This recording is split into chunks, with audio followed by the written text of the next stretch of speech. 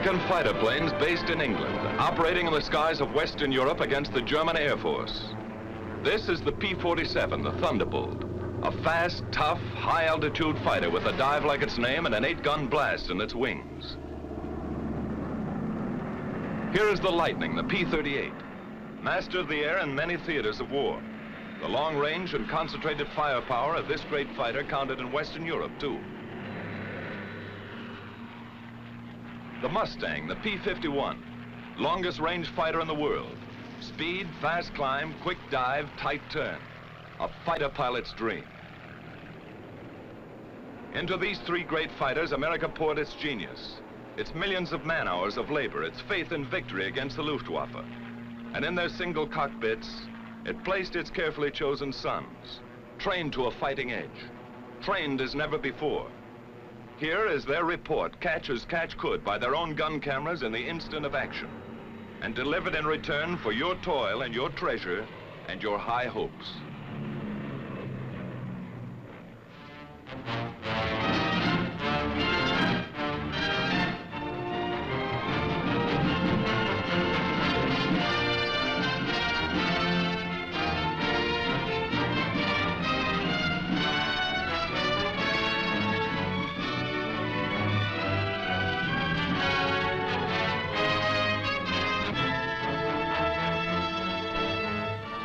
This is a Thunderbolt base in East Anglia on the east coast of England.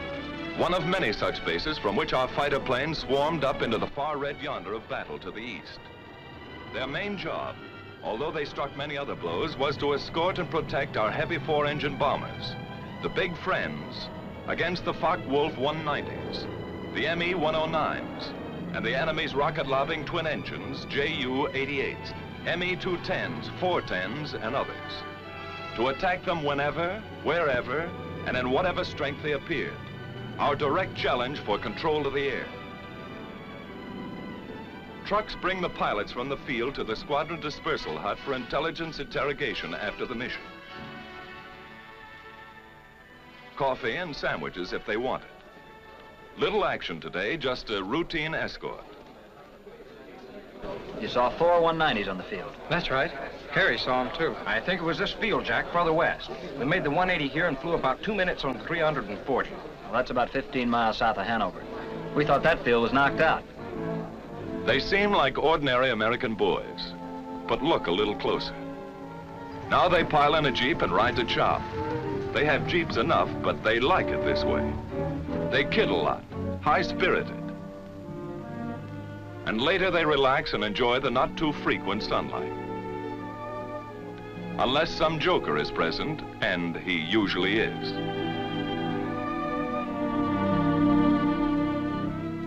They keep pretty fit, ready to stand anything up to 7 hours in a single seater in substratosphere, alert every second.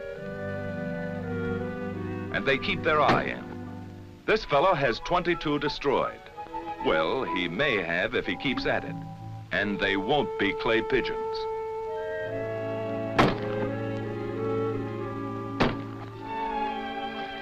The old swimming hole is the same in England as at home. They had a beautiful summer in England that day. Little aquatic practice won't hurt either. They may have to make a high dive with chute and become a channel swimmer almost any time.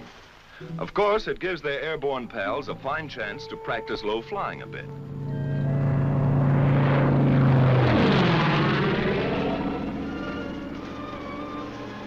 The swimmers take no chances on this buzz job. Maybe they're learning not to get behind the 8-ball here. Put the 6 in the corner. Getting in shape for Wimbledon in a small way. Good shot. Keep your eye on the little white ball, Eddie. Keeping up with their crooning, naturally. May need that in the good old by and by. Everybody's favorite newspaper in this town. What goes on in New Guinea, China, and Luzon? What's happening at home?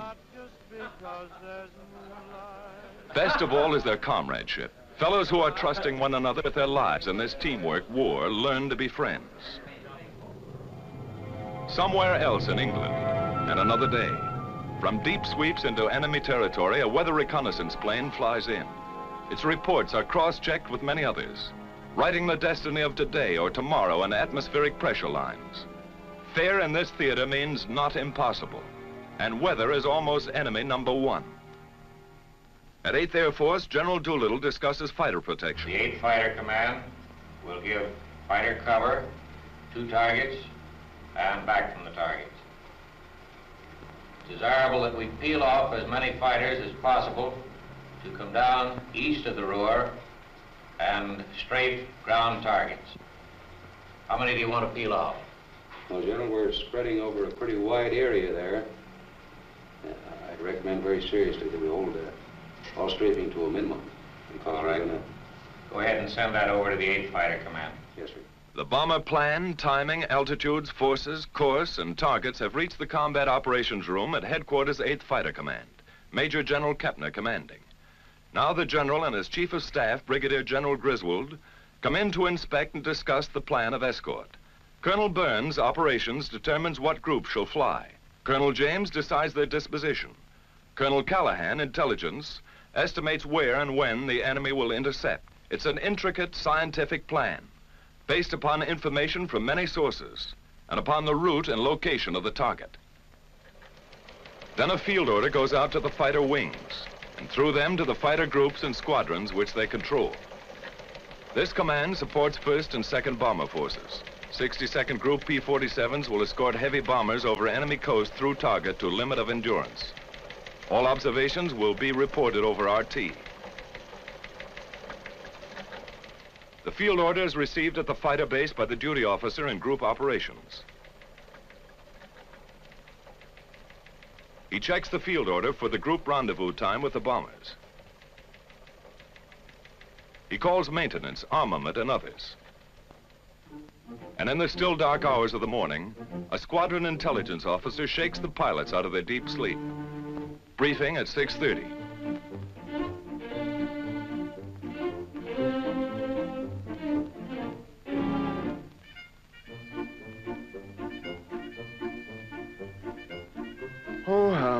Why can't they fight the war at a reasonable hour?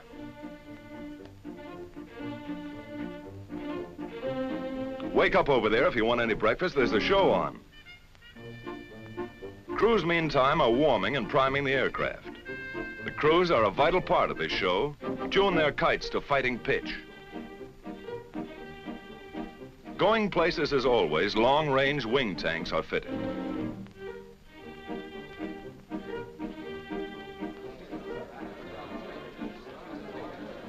Now briefing and everybody present. The colonel comes in. These fellows are veterans of many missions, so he gives them the essentials without ceremony. Okay, boys, today we're going to escort 10 boxes of bombers, 36 ships to each wing. We're on the front end of the 1st Task Force, picking them up in the Mannheim area, around the target, about 20 miles east of Mannheim, at which time we will proceed up to the aerodromes north of Frankfurt, where we will strafe. Now today, I want to use the same system we used the other day.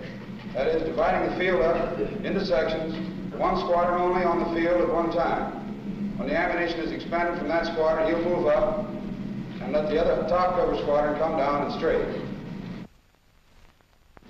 Okay, boys, we'll start engines at 8:50, take off 8:58 to 9:06, rendezvous with the big friends 11:04, escort until 11:24, strafe until 12:16.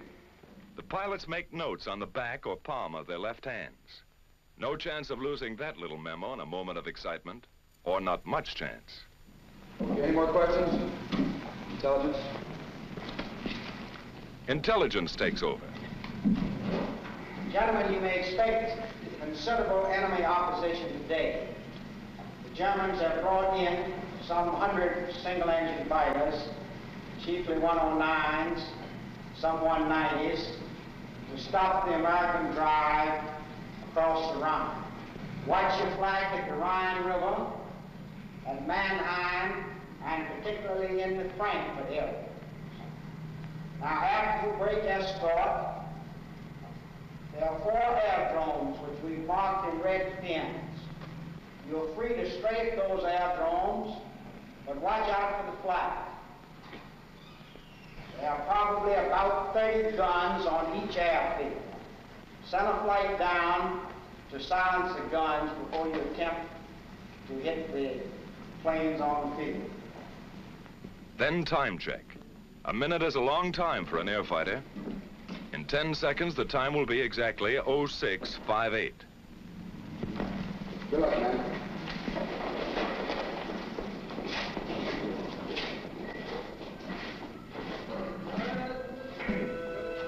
Surprised? These fellows know what's at stake. Each man takes his emergency kit and empties his pockets. A scrap of paper might tell a big story to enemy intelligence if he has to bail out. Last but not least, each pilot picks up his chute and rubber dinghy on the way out. 20 minutes before takeoff time, trucks bring the pilots to their planes. The group leader gives his own flight special instructions. Techniques are proven and fairly standard, but they're rugged individualists, these fighter boys, and each leader has a few ideas of his own. All right, let's get aboard. Helmet is not only for warmth, it holds radio earphones too. Oxygen mask contains the mic. No hands to spare on this one-man kite. Here this pilot will fly and fight in the icy substratosphere or dusting the treetops of Germany for anything from 4 to 7 hours. Oh, my aching back.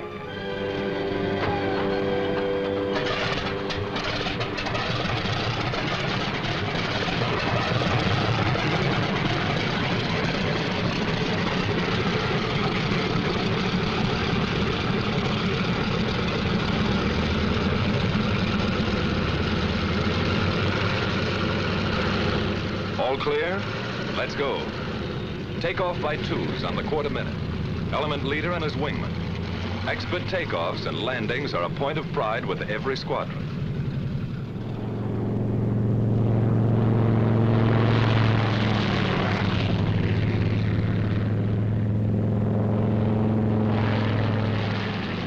While at other bases, timed to the escort schedule, the P-38s get underway.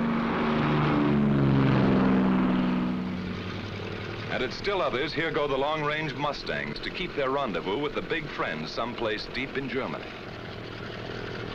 Somewhere out there over enemy territory, near or far on the long route as the bombers go out and come home, each of these fighter formations will make rendezvous with them at a certain point on the exact minute.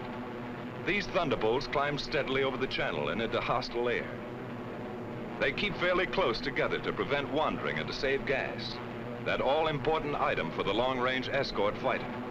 He can't borrow a couple of coupons over Frankfurt or Cologne. Now they open up into battle formation, fairly line abreast. Each pair, leader and wingman, never willingly separated, is a combat element. 4 planes are a flight, 8 a section, 16 a squadron, 3 squadrons a group. All working together because it's teamwork every second or die. Just as simple as that.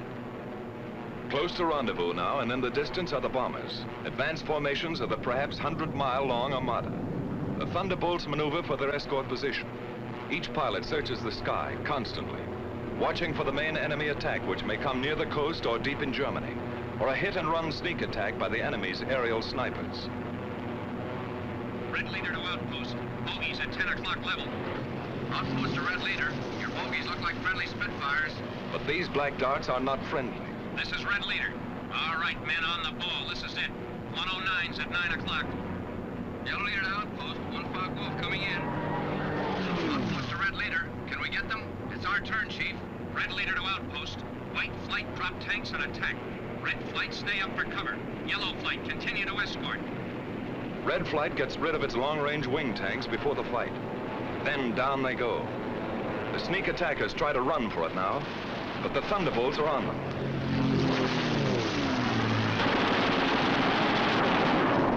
With the touch of the finger on the stick, a camera and 8 machine guns are put into action.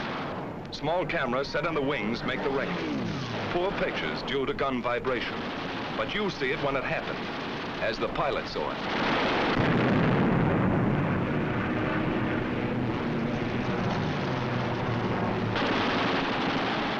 armor-piercing incendiary 50 caliber ammunition makes a flash when it strikes, and how it strikes.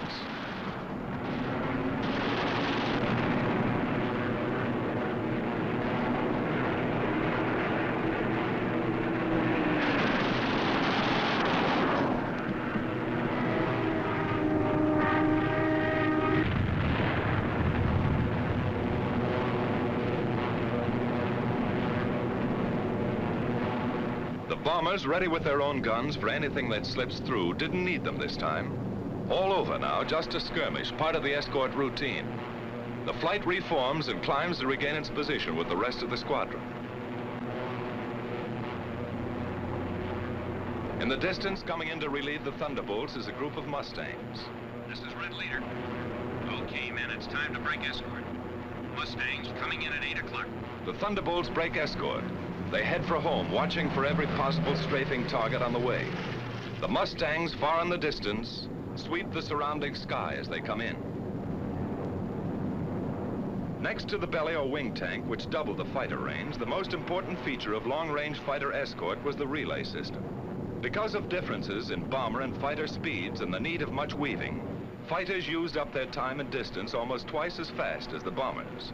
Thus, the same group of fighters could remain with the bombers only 25 to 40 minutes out of a 6 or 8 hour mission, going and coming. And 1,000 fighters might be needed to keep anything from 40 to 100 on the job at all times. While the enemy could strike with 250 at any point he selected, our fighter groups had to relieve one another at rendezvous points all along the route, like this. Simple in diagram, but difficult in the limitless, often weather-blinded spaces of the enemy air. It took planning, leadership, and most of all, it took individual fighting skill and courage to match the enemy's tactical advantages. Forewarned an hour and a half by his radar as our bombers gained altitude over England, he had plenty of time to mass his fighters at his chosen point of attack and to outnumber our escort at anything from 2 to 1 to 10 to 1. This captured film shows how quickly the 109s and the Focke-Wulf 190s got into action. They were as grimly determined to stop these great daylight thrusts into their industrial heart as our bombers and fighters were resolved to press them home to the hilt.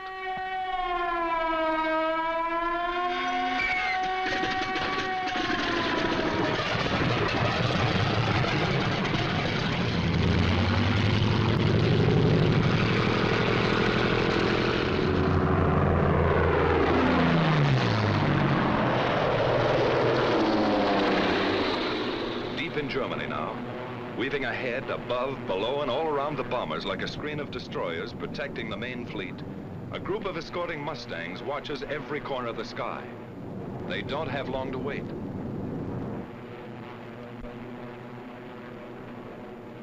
Ceaseless training plus battle experience has taught them to recognize the enemy almost by instinct.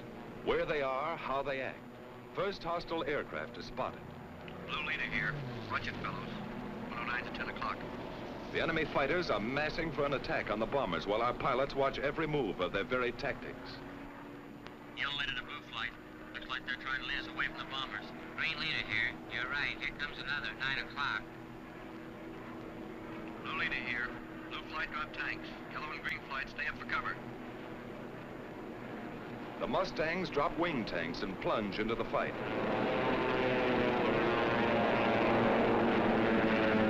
The head-on dive through the fortress's formation is a favorite. So fast sometimes and so many, our fighters cannot head all of them off. The Huns make a sneak attack on our bombers from behind.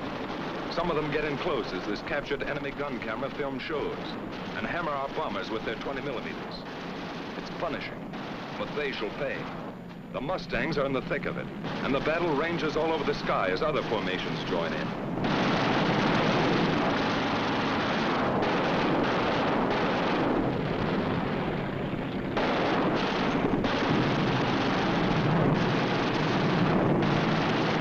Jerrys attack in waves and sometimes inflict great damage before they're driven off.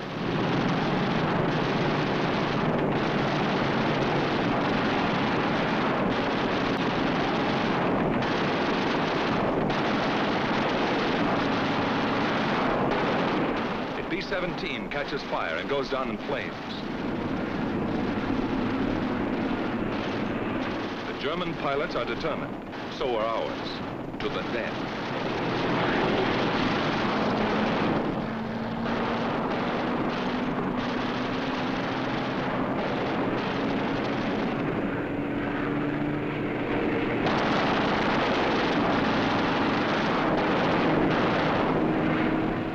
His tail shot off, but still going ahead. And still they come.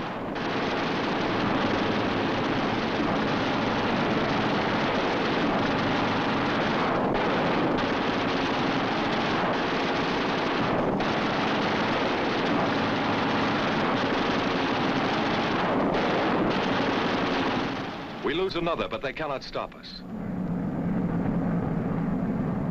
Our fighters, often heavily outnumbered, engage the enemy all over the sky. And this battle is only one of many.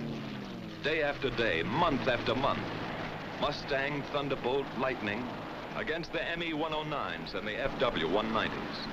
Our fighters attacked, attacked, attacked. 2 into 10, 6 into 50. They broke up the enemy's mass assaults. Then his shattered flights were pounced upon and destroyed individually. Our victory column soared at the rate of 4 to 1. Great and gallant days they were. Many new aces, many empty places. Victory, victory, death, victory, victory.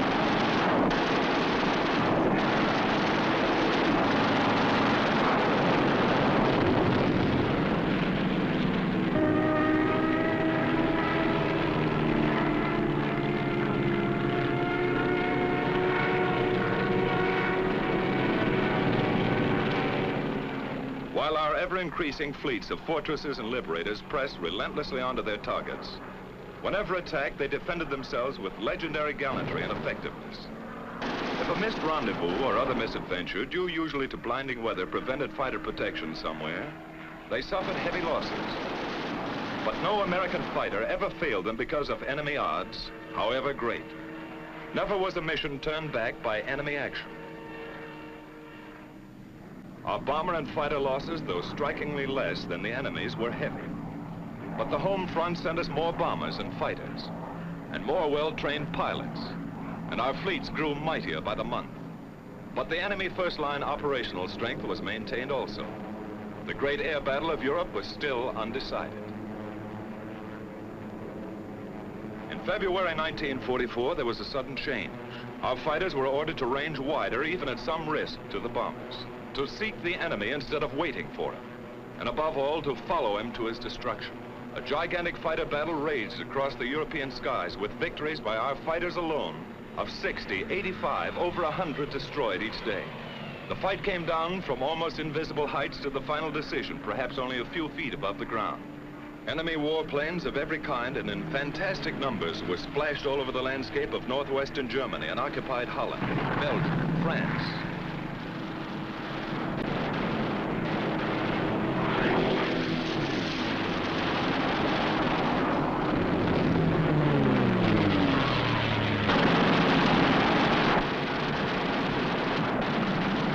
Watch this 190 hit the dust.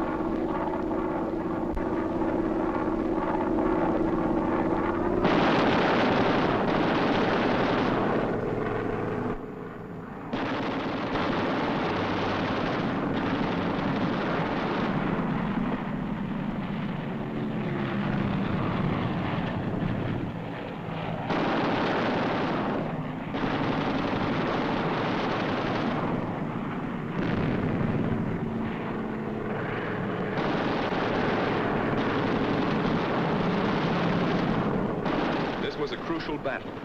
Both sides aware of the coming events and air domination itself at stake. Once again, a better cause, better planning and leadership, better equipment, and beyond everything else, the know-how valor of our fighter pilots gave us victory. Only this time it was decisive. So many of his aircraft exploded over his own forests and housetops, or were driven, flaming wrecks, into the ground. So many of his famous fighter leaders met death at the hands of some grimly determined boy from Illinois, or Wyoming, or wherever, that his morale was shattered. His defense plan was smashed. The Luftwaffe cried, "Enough."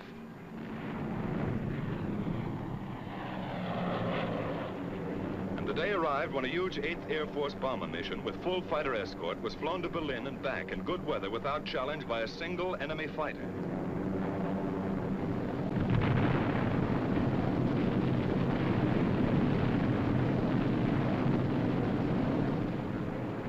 Quickly now, our long-range escort fighters seized their opportunity.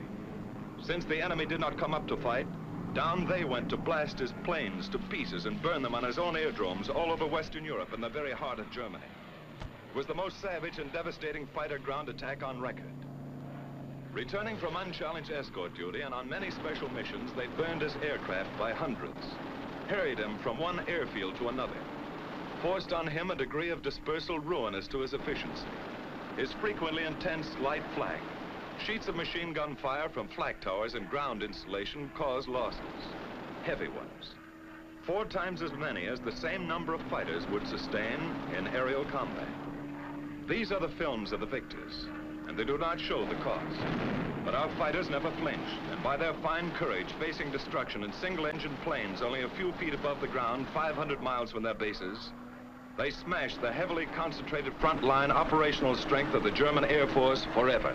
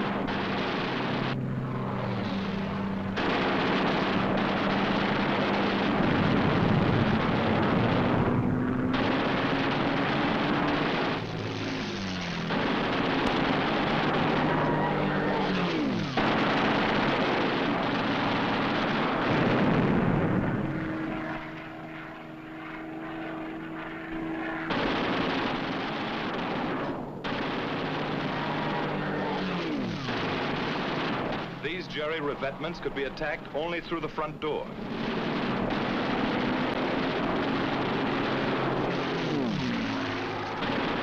These copied Allied Invasion Day stripes failed to deceive our pilots.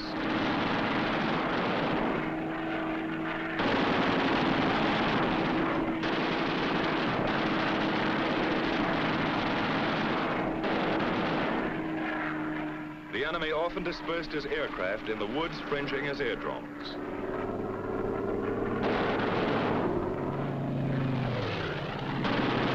Always open season on this kind of sitting duck.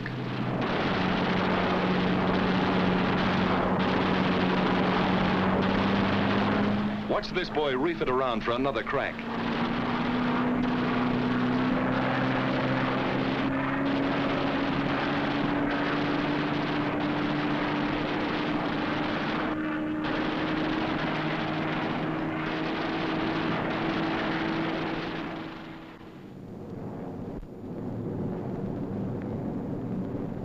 Steady, relentless bombing of Germany went on without ceasing.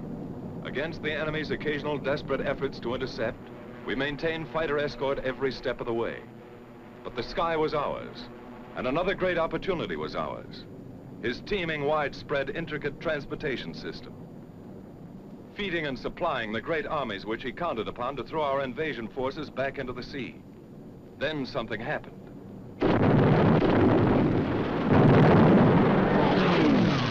The enemy's roads and railroads were struck with a mighty force of air power. They were tense days, crucial days, and both sides knew it. Our fighters, freed by their bitterly won victory in the air, became a dominant factor on the ground. These thunderbolts are dive bombing. They strike home. But by far the greatest, the almost paralyzing destruction they inflicted was by the burning, hard-hitting fire of their 50 caliber guns. They exploded locomotives by the thousand and burned freight cars in uncounted numbers. No train in daylight hours was safe. No marshalling yard a haven. The enemy's desperately needed rail transport system was shattered all over the map.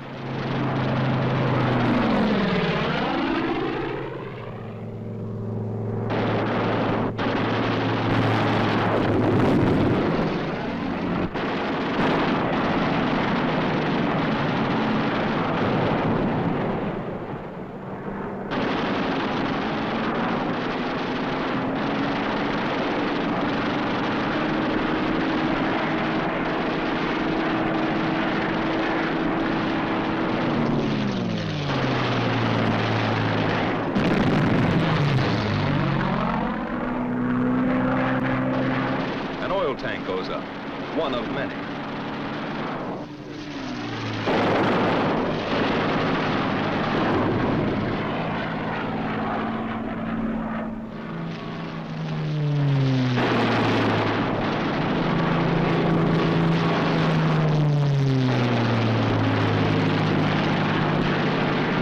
No mistaking gasoline when you hit it.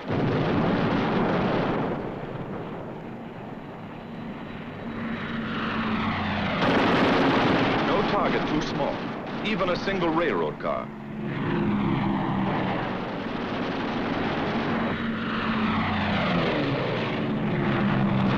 The Hun tried to hide his trains in the woods, but it did not save them.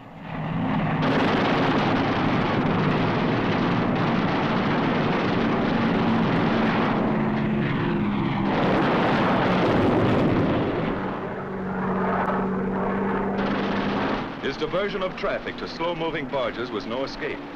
The hail of our fighter fire swept the canals.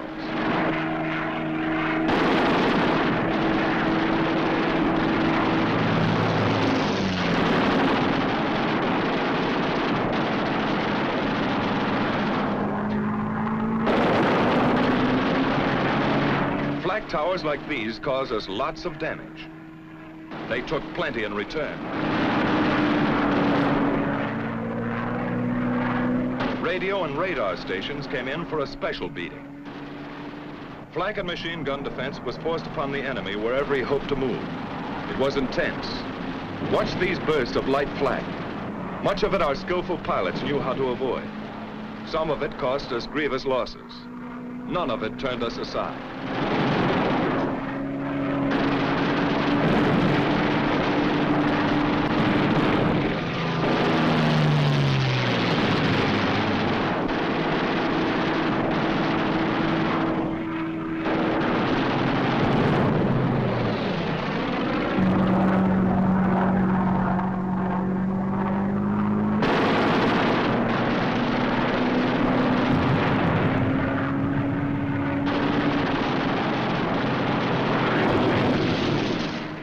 ammunition tried to run the gauntlet in vain. Watch this staff car of a high German officer. Was it Rommel? Could be. At the same time came such a scourge of road traffic as never before known. The enemy could move his convoys effectively only at night, was delayed and destroyed wherever he turned the wheel. What did this mean to the German armies in the West? How did it count on Invasion Day and the Battle of Normandy? Here is the picture of the enemy's transportation system as he was able to take it into the crucial test. Yes, this is the report our fighter pilots send back to you.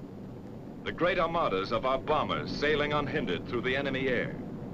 Our gallant armies driving ahead without having to keep one eye cocked over their shoulders. Their gun emplacements unobserved.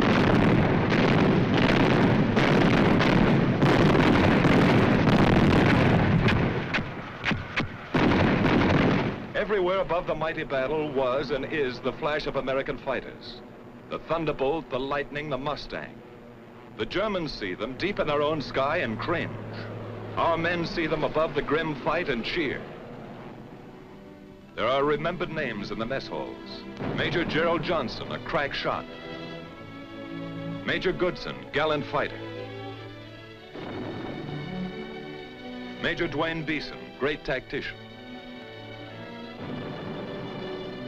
Captain Eugene O'Neill, one of the best.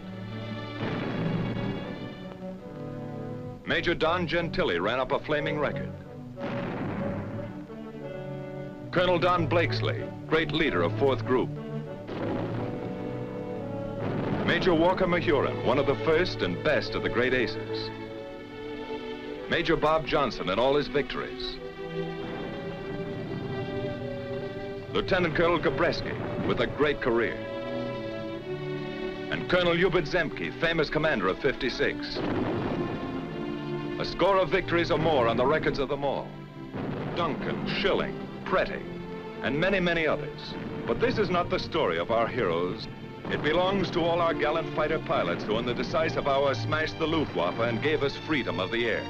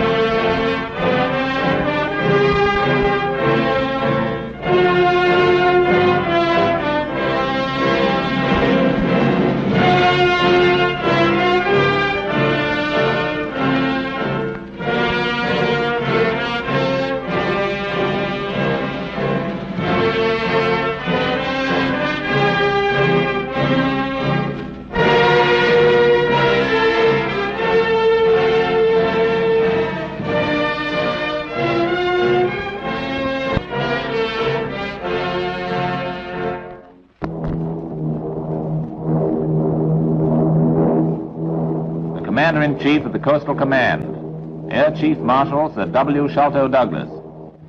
This film has been produced to provide in pictorial form a summary of the organization and scope of the anti-U-boat operations in the North Atlantic of Coastal Command. These operations have virtually been the end-all and be-all of our existence since September the 3rd, 1939. After many vicissitudes, they were crowned with signal success in 1943 and justified, in one vital field at any rate, the phrase victory through our power. Although Coastal Command is primarily concerned with anti-U-boat operations, yet it has other activities of paramount importance which interlink closely with its main function. These activities may be summarized as follows. Meteorological reconnaissance. Special squadrons, both in Britain and overseas, flying long-distance sorties and making vertical ascents. These findings are necessary to the planning of all Allied air and naval operations. For preceding every action must come the forecast chart. Air-Sea Rescue. This service, which aids all Allied flying crews, was established in 1941 and works in cooperation with the Royal Navy. Motor and sail lifeboats are dropped. Ships homed by aircraft to crews ditched far from land. High-speed launches sent to those near shore. The result? 1/3 of all crews ditching in the sea have been picked up. Photographic reconnaissance. During 1943, unarmed Spitfires and other light fast aircraft flew over 3,000 sorties to map targets and assess bomb damage. Bordeaux, Heligoland, the Tirpitz, the Bismarck, the Hipper, the Brest, the Ida Dam, anti-shipping. Bullfighters and Albacores equipped with rocket projectiles, torpedoes and bombs. Their job, to disrupt the enemy supply lines along the Dutch and French coasts. Their achievement, the port of Rotterdam virtually closed, thousands of tons of shipping sunk, and attacks made on E-boats which attempted to interfere during the first landings in France. And now the main story, Coastal Command against the U-boat in the Battle of the Atlantic. The Battle of the Atlantic has never ceased. But as early as 1941, Mr. Churchill stated, I hope you will believe me when I say that I have complete confidence in the Royal Navy, aided by the Air Force of the Coastal Command, and that in one way or another, I am sure they will be able to meet every changing phase of this truly mortal struggle. The first phase, U-boats in operation, only a dozen or so. Their aim, to seal the entrances to the English Channel and the North Sea. Coastal Command at this point has only 19 squadrons, all equipped. Then Norway and France fall, and the U-boats, about 100 now, gain valuable strategic bases. Medium-range coastal aircraft drive them from the North Sea, and so they attempt a blockade of Britain on the west, and nearly succeed. To protect the convoy lanes and the Lend-Lease cargo streaming over them, Coastal begins to operate from Iceland, Northern Ireland, and west of England, and forces the enemy farther out into the Atlantic. Submarine strength, 150 U-boats. December the 7th, and the U-boats swarm through American waters. Their number has soared to 300. For Coastal, this is an interval of expansion and development. For the U-boats, it is a period of triumph. Then, the crisis, 400 U-boats. And during the first 10 days of March 1943, they sink over 600,000 tons of Allied shipping, most of it in a region beyond reach of long-range aircraft. But during this same period, Coastal institutes very long-range aircraft. And from here on, the air battle against the U-boat is offensive rather than defensive. It is the story of that offensive battle which this film attempts to tell.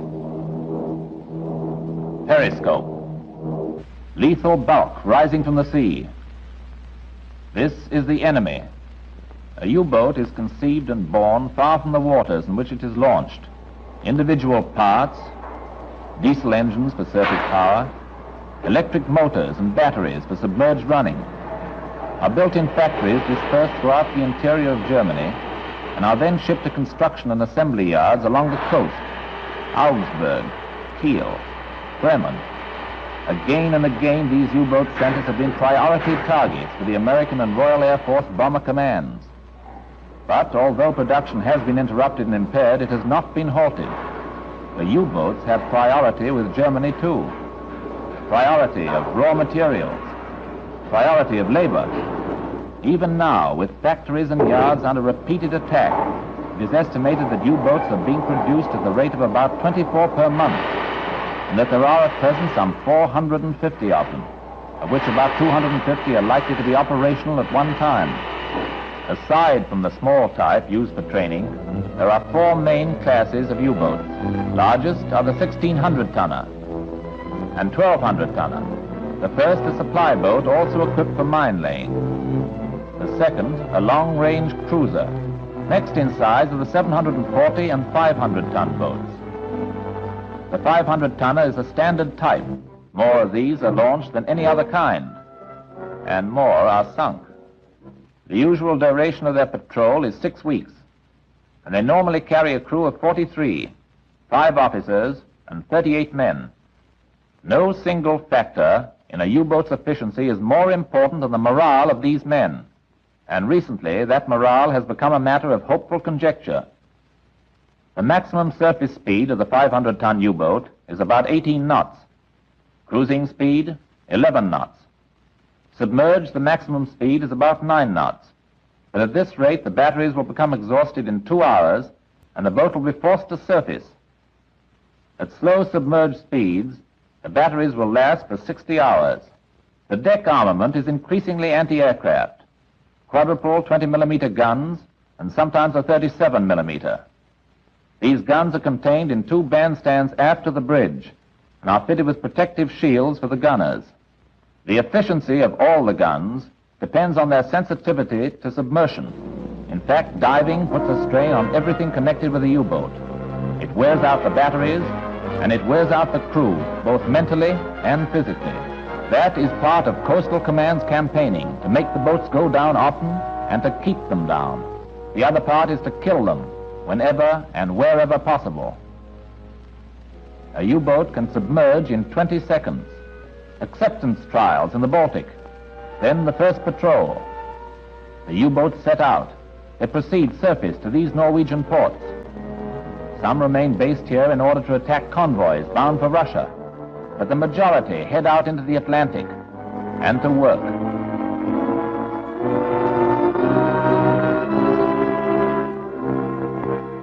Returning from patrol, most U-boats go to ports along the Bay of Biscay, ports often attacked by Bomber Command.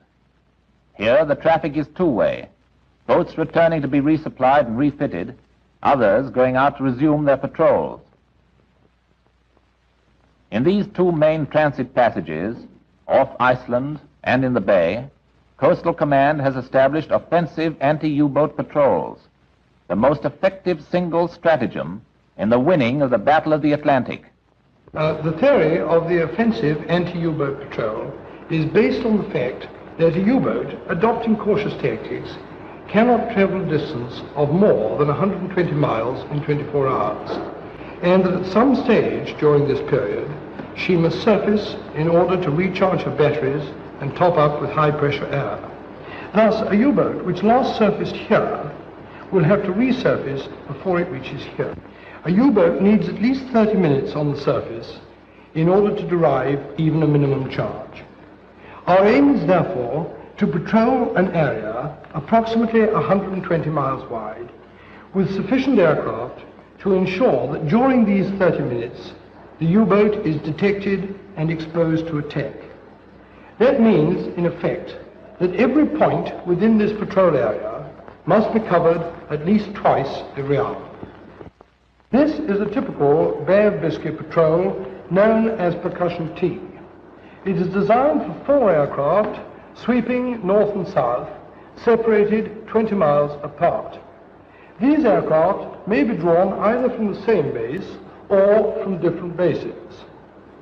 At the extremity of the patrol, each aircraft runs east 10 miles and then sweeps northwards and so back to its base. 30 minutes after the first wave of aircraft has started, a second wave follows in order to preserve the frequency of cover. These patrols may be laid on either in other areas of the Bay of Biscay or anywhere else where we may expect to find U-boats in passage. Percussion is the code name for these bay patrols, and T represents but one area covered. Other letters designate other areas. The patrol in each of these areas is flown in the same manner as that described for Percussion T.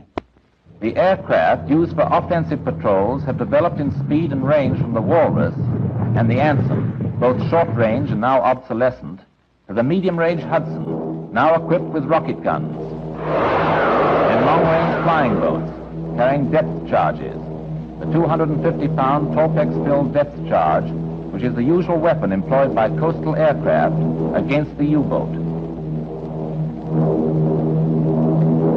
Day and night, these offensive patrols are flown. Fortresses and others by day, and at night by Wellingtons and Liberators fitted with a lee light, whose beam illuminates the target below. Long-range Liberators are also flown, both by Royal Air Force squadrons and British-based squadrons of the United States Navy Fleet Air Wing 7, which since 1943 have been working with Coastal Command in maintaining anti-U-boat patrols in the Bay of Biscay. The United States Navy carries out the patrols as requested by Coastal, but it has complete charge of the maintenance and operation of its own units. Although the primary job of these American Liberator crews is anti-U-boat patrol, they have also been active and effective in keeping the Bay of Biscay clear of German blockade runners. Many of the men saw action in the Pacific before being transferred to England, where they have replaced United States Army Air Force squadrons doing similar work. The average cruising speed of the long-range Liberator is 160 miles an hour. Like all coastal aircraft on patrol, it flies long sorties, 10 hours. Other aircraft, the very long-range Liberators and the Sunderland flying boats, stay out even longer, 14 and 15 hours. Because of these long sorties, monotony and flying fatigue are additional hazards facing crews on anti-U-boat patrol, along with bad weather and danger from U-boat and enemy aircraft fire. The lee light Wellingtons continue the offensive anti-U-boat patrols during the night. These night Wellingtons have been in use since 1942. The lee light they carry is operated in conjunction with radar. The light has proved to be one of the most effective of all anti-U-boat devices. Now, a demonstration of the light. First, the men chiefly concerned with it, pilot and co-pilot. Wireless operator. Navigator. The radar operator, watching for blips on his screen. These blips record surfaced objects miles away on the sea below. Now, a blip. A sighting has been made. The pilot is informed. The navigator notes the aircraft's location, and the wireless operator transmits a sighting report. The navigator comes back to lower the light.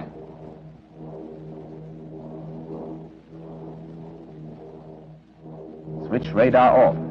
The pilot now has the course. Down comes the light.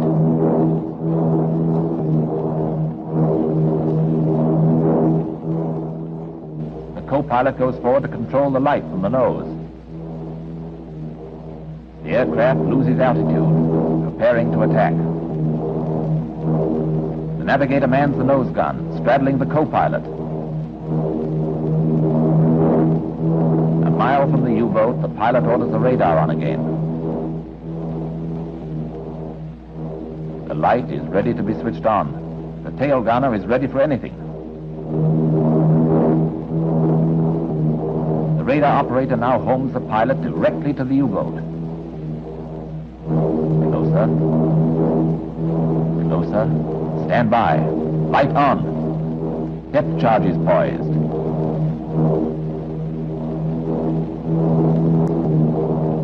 Now, the attack. The organization of Coastal Command. Headquarters. Then 4 home-based operational groups, each conforming geographically to a naval command area, and each made up of individual operational stations. 16 Group attacks surface shipping along the enemy coast. The other 3 groups are anti-U-boat groups. 19 Group carries out anti-U-boat patrols in the Bay of Biscay and helps supply air escort to convoys bound to and from Gibraltar. 15 Group provides air cover for convoys in the western approaches of the Atlantic. 18 Group attacks enemy shipping off the Norwegian coast, protects convoys bound for Russia, and flies anti-U-boat patrols off Iceland.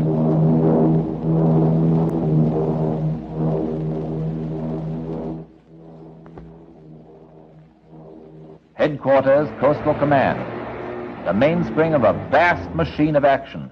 Here is formulated the strategy for the air battle of the Atlantic. Policies are determined and tactics planned by the Commander-in-Chief and his staff in liaison with the Air Ministry and the Admiralty.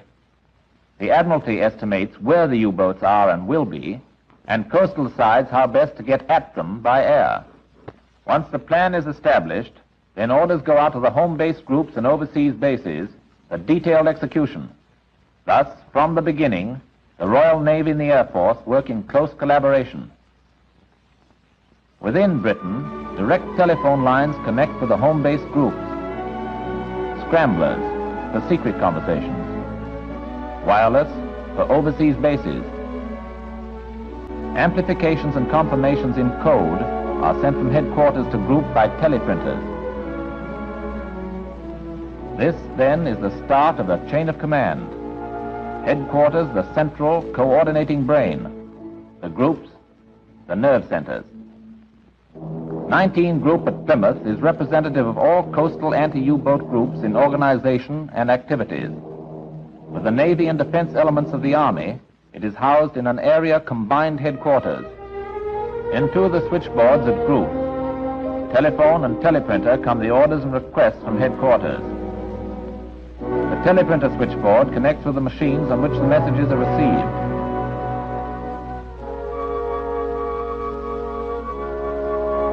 Through pneumatic tubes, they are shuttled to the traffic room, and from there to the cipher room for decoding.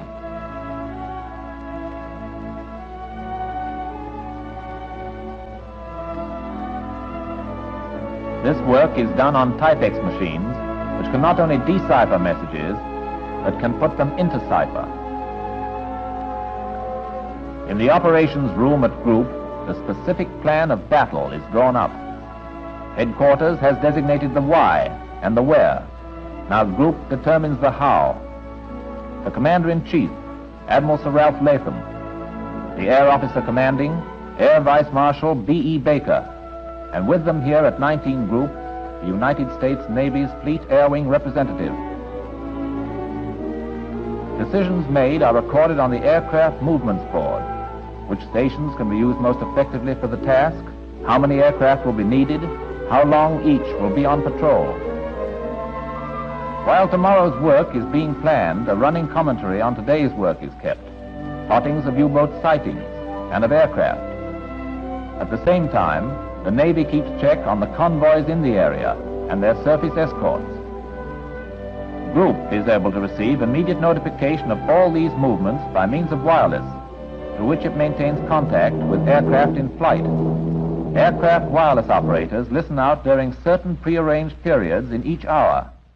They send messages only in emergencies, when U-boats are sighted or attacked, and enemy aircraft encountered. Such messages received at Group are relayed to headquarters. The chain of command continues, from headquarters to Group to the operational stations in the Group. A typical coastal station is St. Evell in Cornwall, one of several 19 Group stations active in covering the critical Bay of Biscay region. During the Battle of Britain, St. Evell was a frequent target for the Luftwaffe, but its operations never ceased. This is a Liberator station, the very long-range Liberator, which in early 1943 finally bridged the mid-Atlantic gap. From the wireless station, messages are sent to airborne aircraft. Transmission is made by the indirect method, so as not to reveal the aircraft's location. The wireless cabin is in the operations block. The listening out watch here is a duplication of that maintained at Group, to which the aircraft normally directs its messages. Briefings are held in the operations room. Here, just before takeoff time, a crew enters to receive final counsel. In other words, their own words, to get the gen. All coastal briefings follow the same pattern. The mission today is the patrol of a particular area taped on the map. And, as usual, it is in the Bay of Biscay. The station intelligence officer opens the briefing, indicating the route in and out and the type of patrol to be flown. Now, the enemy airdromes from which long-range fighters may be sent out, and what type they are likely to be.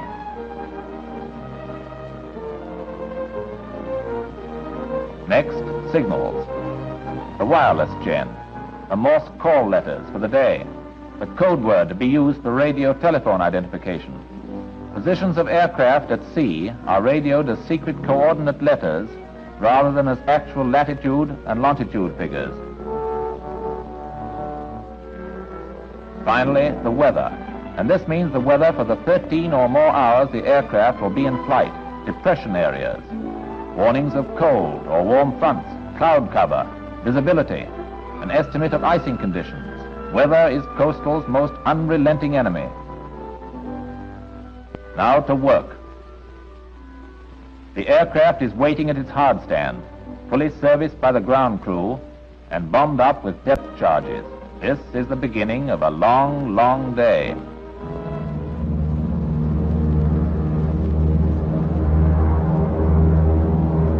The takeoff. The runway racing past. The start of a 1,000-mile journey. A few miles of the coast are soon covered. The coast is neared. From here on, there will be no identifiable land points, only an endless track of water. Then, over the coast. One last look. Once, in civilian life, these men were bank clerks, school teachers, professional footballers, men from Britain, Canada, from South Africa, and down under.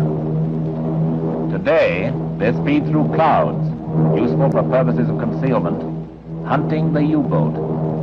The guns are tested. Eyes constantly sweep the sky for signs of enemy aircraft.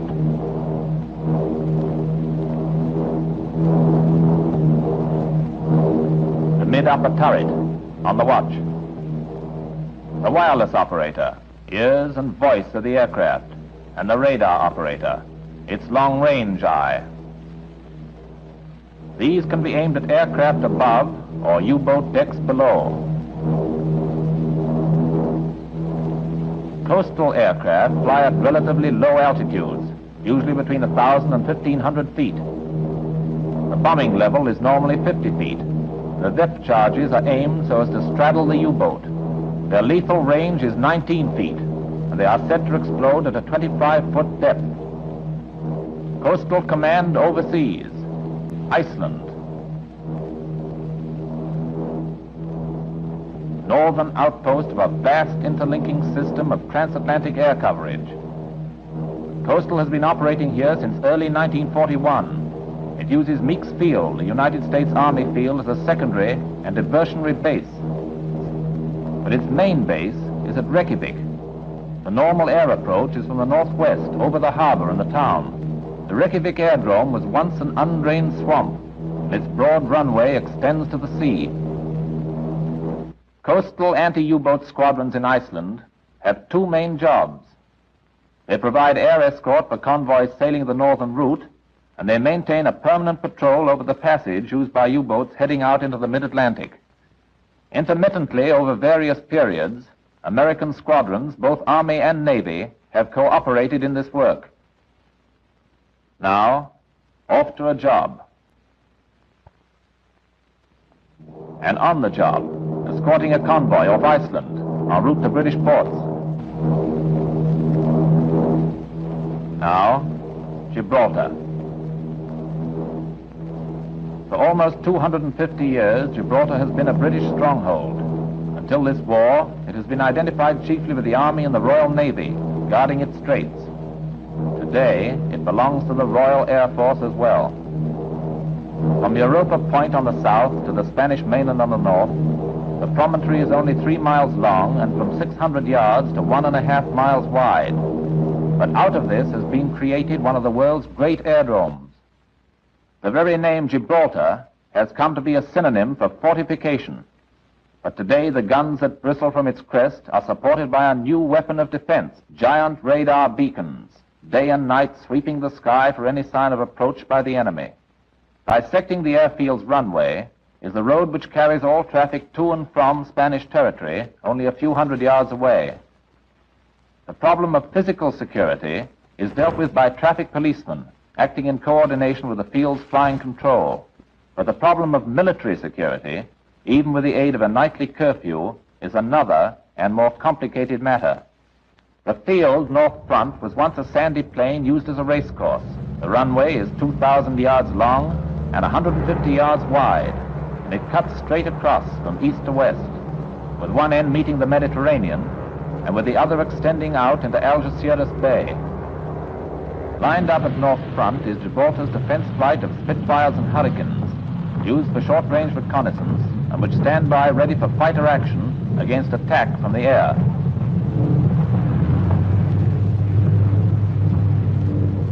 The harbor of Gibraltar is formed by the horseshoe curve of Algeciras Bay, and a section of it, called New Camp, is used as a flying boat base. British-based flying boats are often diverted here following their Bay of Biscay patrols, sometimes because it is nearer, sometimes because of weather, sometimes for reservicing, and sometimes for battle-damage repairs. 37mm shells from a U-boat splintered this Catalina's pedestal and wing. The hangars at New Camp are equipped for the complete overhaul both of Catalinas and Sunderlands. Once the boats are reserviced, they are ready to undertake another patrol while en route back to their home bases in Britain. Tunneled 500 yards into the rock is the War Room, center of the area combined headquarters for Army, Navy, and Air Force. The present air officer commanding at Gibraltar is Air Vice Marshal William Elliott. He was preceded by Air Vice Marshal Sturley Simpson, here shown in conference with the Commander-in-Chief, Vice Admiral Sir Harold Burr, and his staff. From Gibraltar, Coastal carries out anti-U-boat patrols and escorts convoys approaching and leaving the Mediterranean. Operations within the Mediterranean itself are under the control of the Mediterranean Allied Air Forces Command. Iceland, the United Kingdom, Gibraltar. Linking with these coastal command bases in anti-U-boat coverage are the bases of the Eastern Air Command of the Royal Canadian Air Force and the United States Navy's Eastern Sea Frontier. But until 1943, there was a critical gap. Then that gap was filled from the Azores. Great Britain obtained use of the Azores through an almost 600-year-old treaty with Portugal. The island of Terceira is the base for Coastal Command's operations. It was here, at the port of Angra, that a British landing party arrived on October the 8th, 1943, to begin the task of establishing a fully operational air base in just a little over 6 weeks. All equipment had to come by sea, machinery, food, a 6-month supply of petrol, everything. The Royal Navy brought it, and the Army and Air Force unloaded and used it. Near Angra, a base depot was established until the goods could be moved to the airdrome. From here, supplies were transported to the airfield, 18 miles away. Another important storage point, the petrol, oil, and lubricant supply dump. Guarding all this valuable material were troops of the Portuguese army. The airfield at Largens lies in a natural valley about 1.5 miles wide with a runway 2,000 yards long. Construction on the Largens airdrome was begun by the Portuguese Air Force and completed by the British. A modern operations block was established, the Azores ACHQ, and wireless facilities for communication with coastal headquarters and with Gibraltar. The field began to function.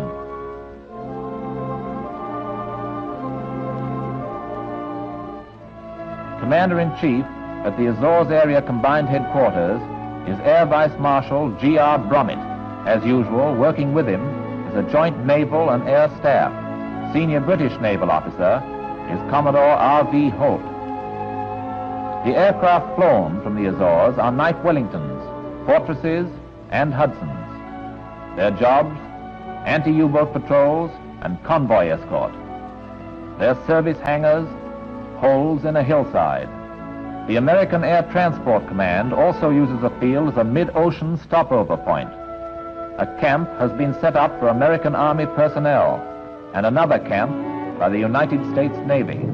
With the Azores and the aircraft flown from them, the final gap necessary to complete coverage of the North Atlantic by air has been closed.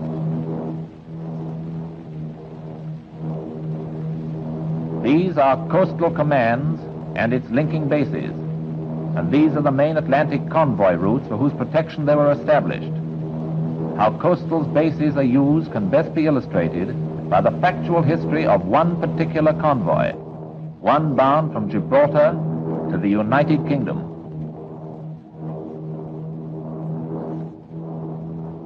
These ships had brought troops and supplies into the Mediterranean, had landed them in Italy, and were now about to return to England to be used in the supply line to France. They were world-wise, war-wise ships, battle veterans of the sea. Some had been crippled in Mediterranean action and would have to remain behind. A freighter split into two parts and now awaiting salvage. A stern gouged out by a torpedo. A tanker hit by a bomb that passed through 4 layers of steel before exploding, but the rest were fit and ready. 50 vessels of many allied nations, Greek ships, Dutch, Belgian, French, American, British. Waiting with the merchantmen was their naval escort, which was to consist of 2 frigates, 2 sloops, 3 corvettes, and an armed merchant cruiser. And this was only a part of the total convoy, for another section was already sailing to meet it, up from Freetown in West Africa, 25 more ships.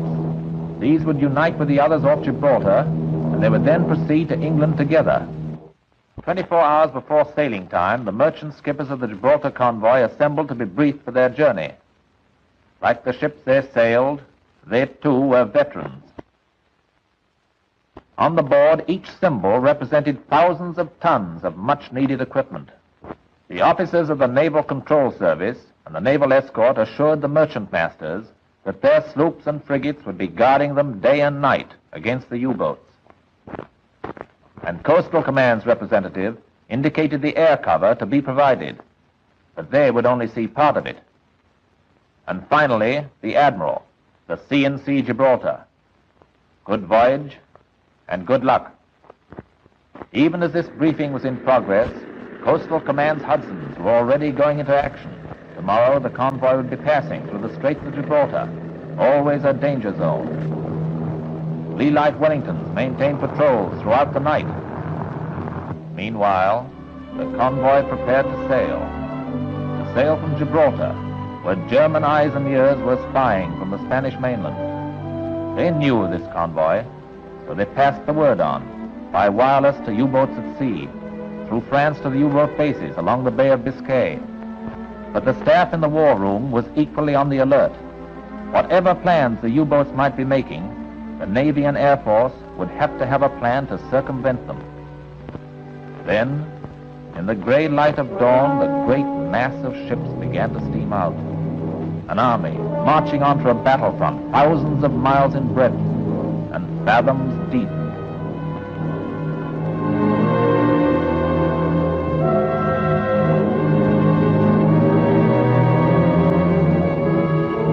The beginning of the journey was uneventful enough. Through the straits, the daylight close escort provided by 2 Hudsons. Then, while the convoys were making their rendezvous, escort by 3 more Hudsons. No U-boats yet. In fact, there was no indication of a U-boat for 5 days, and so no close escort was given. No routine patrols have been carried out both from Gibraltar and the Azores, as well as from bases in Britain.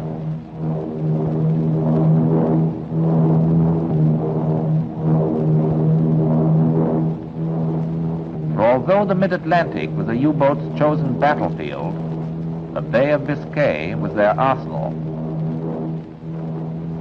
It is over 1,000 miles from this Sunderland flying boat station in southwest England, Mountbatten on Plymouth Bay, to the waters through which the convoy was passing. But the Sunderlands and their Royal Australian Air Force crews were fighting to protect the convoy too, by carrying the battle to the enemy.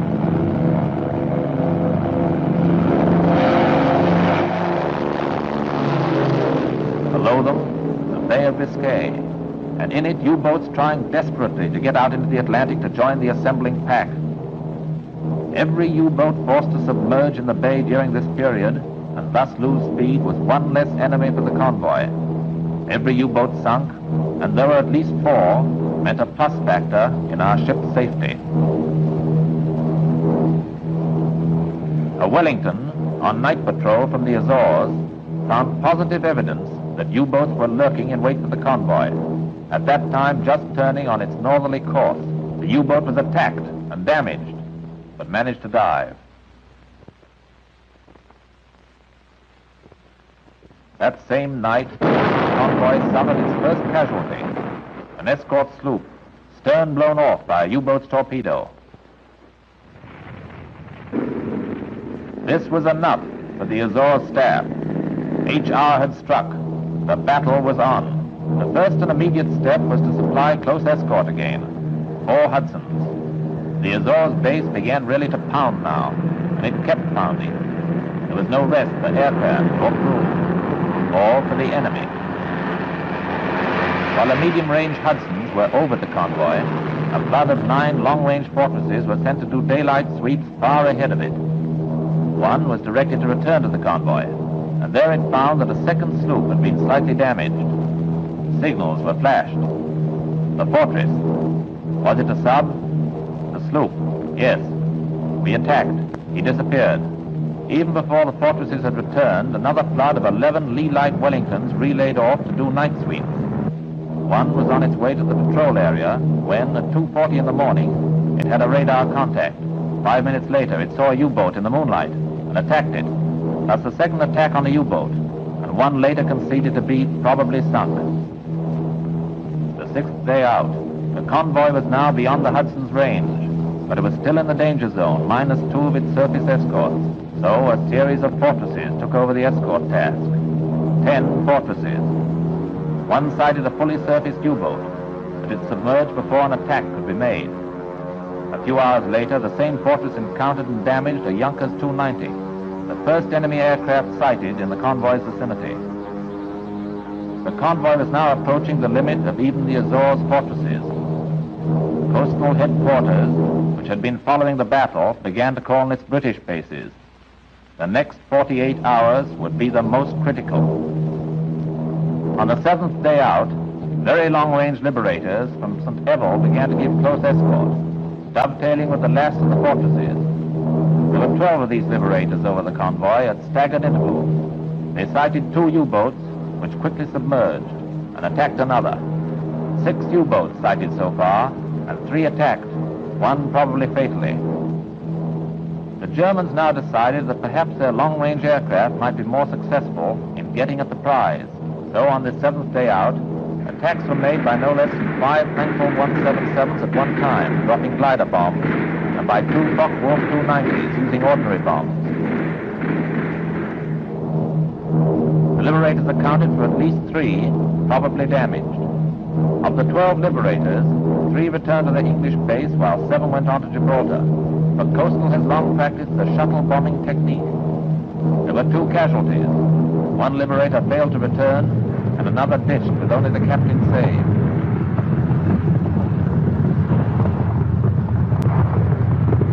The 8th day out, far to the north, another coastal station entered the battle. Castle Archdale, a Sunderland station on a lake in Northern Ireland. 3 of these flying boat crews were dispatched for close escort. And the liberators also continued, 6 of them from St. Evell and 1 from Ballykelly, another Northern Ireland station. A U-boat was sighted and forced under, but the major battle on this 8th day was against enemy aircraft and their glider bombs, and the sky was alive with them. 7 FW-200s attacked simultaneously, 4 Heinkel 177s, and all were fought off by our air escort. The 9th day out, Coastal still poured on close escort aircraft, 7 liberators from Ballykelly and 2 from St. Evell. But only 1 enemy aircraft was sighted and attacked, and no U-boats. 12 days after the convoy left Gibraltar, it broke up for its various British ports. The battle had been won, and our losses had been incredibly small. 2 escort vessels damaged, 2 aircraft lost. 1 4,000-ton ship damaged by enemy aircraft. Not even one U-boat had managed to attack a merchant ship. Coastal had flown about 700 hours on close escort and over 1,000 hours on offensive anti-U-boat patrols.